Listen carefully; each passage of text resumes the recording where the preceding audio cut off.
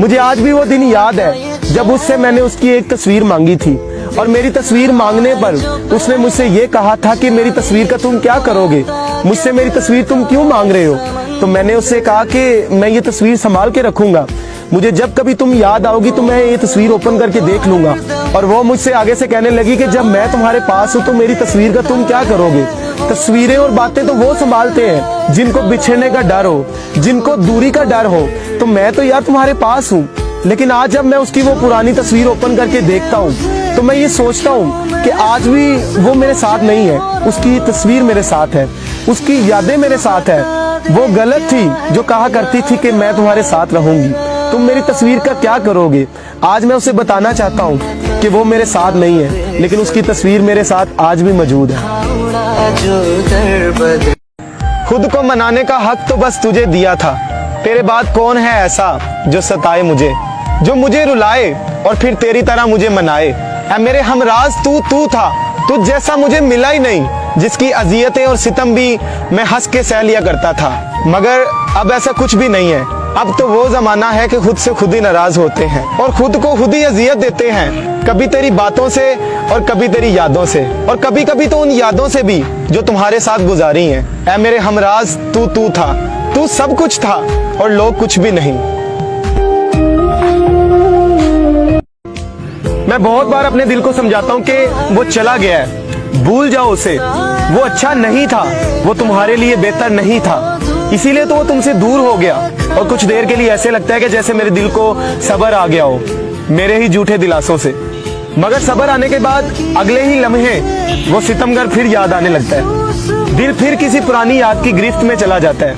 मैं तो शायद समझ जाऊं, मगर मसला तो सारा इस दिल का है। चैन तो इसे नहीं आता, भूल तो ये नहीं पाता जो हर घड़ी उसे याद करता है। मुझे छोड़ दिया कोई गम नहीं, मगर हम दुआ करेंगे कोई तुझे ना छोड़े किसी और के लिए। मेरा दिल करता है कि मैं उससे आखिरी बार मिलूं और उससे मिलकर उसके रूबरू बैठूं और उसके सामने बैठ के उसे अपनी बेबसी का आलम सुनाऊं और फिर उसे पूछूं कि उसने मेरे साथ ऐसा क्यों किया। और मैं उससे पूछूं कि अगर दूर ही जाना था तो पास क्यों आए, मेरे दिल में क्यों जगह बनाई, मुझे क्यों सताया। अगर मुझे छोड़ के किसी और के पास ही जाना था तो यार उसके पास पहले ही चले जाते, उससे पहले ही रिश्ता बना लेते, मेरा यूं दिल ना तोड़ते, मुझे यूं अजियत ना देते।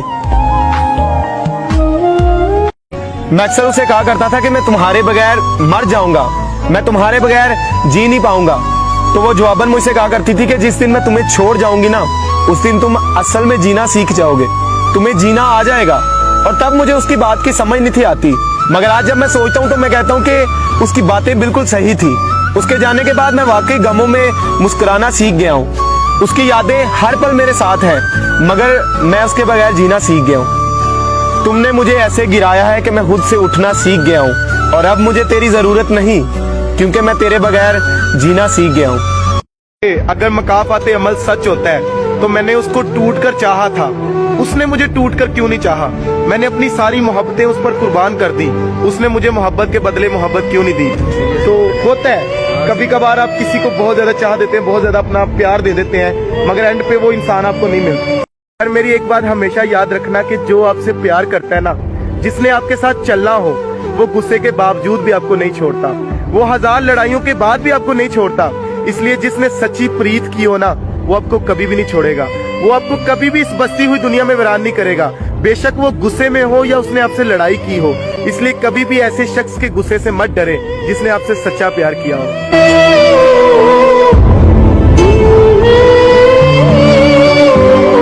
अगर कोई बेवफाई करके चला जाए तो क्या करना चाहिए?